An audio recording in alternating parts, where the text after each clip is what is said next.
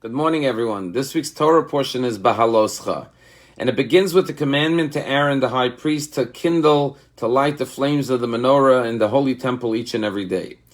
And the opening word is Bahalotcha, which loosely means when you ignite or kindle the flames of the menorah.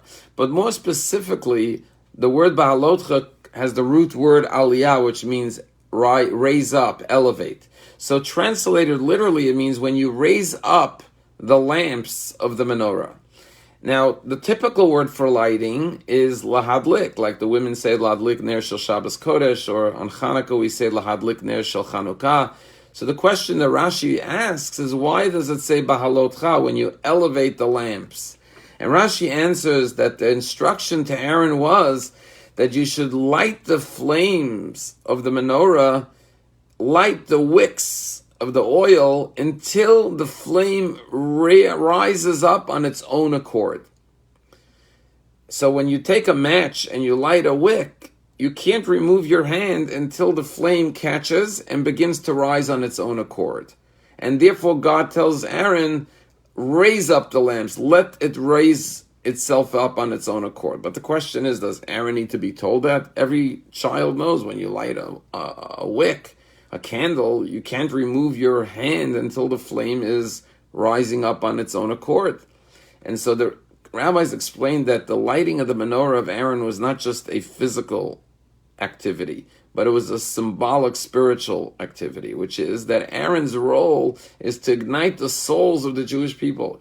Every Jew has a lamp, has a soul, which is full of oil that can ignite and radiate light and warmth. But you need to take the flame of Torah and connection to God to ignite that flame. And the instruction to Aaron is, don't just ignite it, but ignite it in a way that it will rise on its own accord, which means that a teacher or a mentor or a spiritual guide has to make sure that they imbue as much light in the person as necessary, that they should rise on their own accord. As the expression goes, education is not the filling of a pail, but the igniting of a flame. The role of a teacher is not just to fill the child with knowledge, like the filling of a pail with water, but to ignite a lifelong passion and desire and love of learning and education.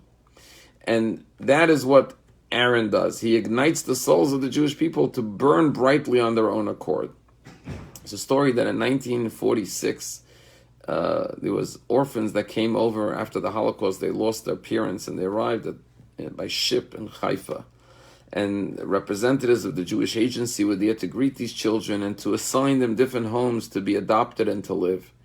And this little girl came off, her name was Tzipora Adler. She came off the ship, and a man came over to her and said, hi, I'm going to take you with me and take care of you, and everything's going to be okay.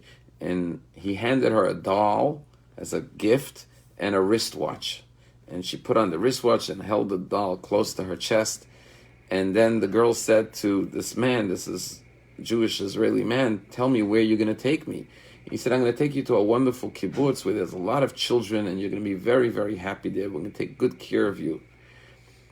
And the girl sensed something was wrong but couldn't put her finger on it. So she asked the man, tell me, the place you're taking me to, on Friday, do the women go like this? Showing how the women light Shabbat candles. The man was a secular Israeli, and he said, actually, no, we don't do that on our kibbutz. That was something you did back in Europe, but this is a modern state. The girl immediately took her doll and handed it back to the man, took off the wristwatch that he just gave her as a gift and gave it back, and said, I could only go to a place where the women on Friday night go like this. The man was very, very hardened and moved by what the girl said, because he remembered his mother would light Shabbat candles.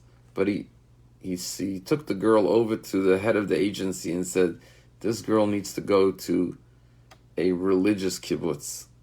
And so sure enough, they reassigned Tzipora Adler to a different kibbutz, a religious kibbutz. Today, Tzipora Adler lives in Petach Tikva. She is a mother, a grandmother, and a great-grandmother. And every Friday night, she and her daughters and her granddaughters and her great-granddaughters all go like this and light the Shabbat candles.